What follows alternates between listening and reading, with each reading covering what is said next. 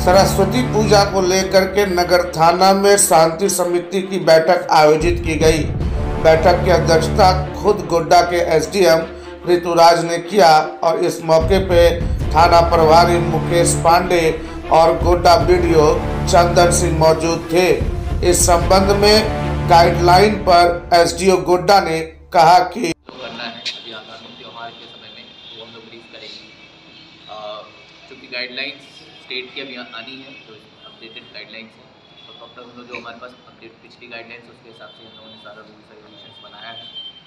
तो इस बार एक चीज़ इम्पॉर्टेंट है क्योंकि पिछले सालों में ऐसा देखा गया है कि सरस्वती पूजा के विसर्जन के टाइम पे कई सारे लॉ एंड ऑर्डर का इशू कई सारे प्रखंडों में देखने को मिला गया पिछले और कई सारे सालों में।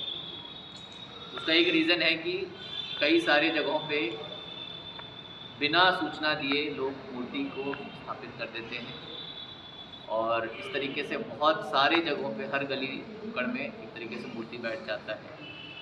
तो उसको कंट्रोल करने के लिए हम लोगों ने किया है कि इस बार जब भी जो भी सरस्वती पूजा का पंडाल लगाएंगे वो संबंधित थाना में जैसे दुर्गा पूजा पंडाल का रजिस्ट्रेशन होता है वैसे ही आप रजिस्टर कराएं। अर्थात कि अगर आप लगा रहे हैं तो उसकी सूचना संबंधित थाना को 100% होनी चाहिए कि आप पंडाल लगा रहे हैं।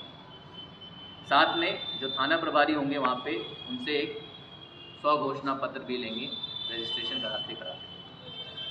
स्वघोषणा पत्र में जो हमारे कोविड के जितने भी गाइडलाइंस हैं वो स्ट्रिक्टली उसमें लिखे हुए होंगे जो कि दुर्गा पूजा के टाइम पे भी होता है।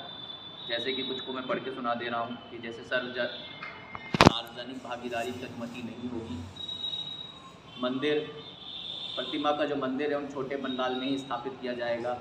पूजा पंडाल कंटेनमेंट जोन से बाहर होना चाहिए। पूजा पंडाल किसी थीम पर आधारित नहीं होना चाहिए। कोई तोरण द्वार नहीं बनेगा। उसके बाद ध्वनि प्रदूषण के जो रूल्स हैं उसका अनुपालन किया जाए। वॉलंटियर्स पुजारी जो भी रहेंगे सब वैक्सीनेटेड होने चाहिए। मेला का आयोजन नहीं होगा। आसपास खाद्य पदार्थ की दुकान को खोलना प्रतिबंधित है। पूजा पंडाल में 18 वर्ष के कम व्यक्तियों को अनुमति नहीं दी जाएगी। गरबा डांडिया का आयोजन नहीं करेंगे। उत्सव प्रसाद का भोग नहीं करेंगे। पंडाल के उद्घाटन मुख्य अतिथि से किसी भी तरीके का कोई निमंत्रण पत्र नहीं भेजा जाएगा। मूर्ति विसर्जन के लिए कोई जुलूस नहीं निकाला। बहुत क्लियर है क्योंकि सारी गाइडलाइंस में लिखा हुआ है कि processions will not be allowed. दोबारा मैं बोल दे रहा हूँ कि मूर्ति विसर्जन के लिए कोई जुलूस नहीं निकाला जाएगा।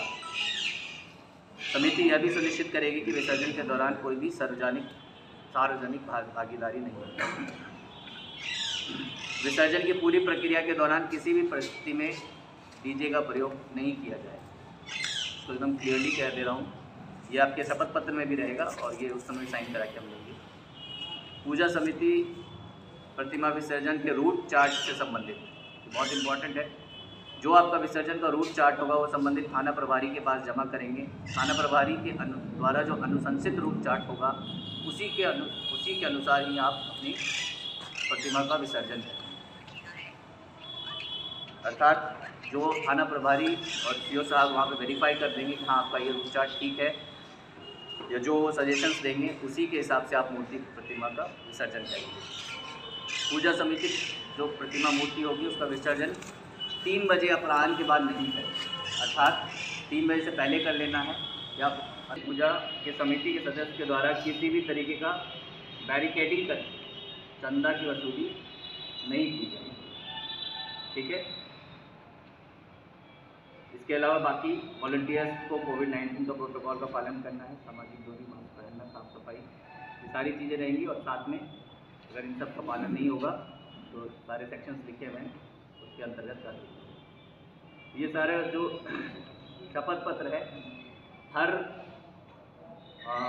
मेंबर को जो भी समिति अपना पूजा पंडाल लगाते हैं वो अपने संबंधित थाना को देंगे और उसके बाद ही अपना जो सभी वो पूरा जो प्रतिमा का है उसका स्थापना करें।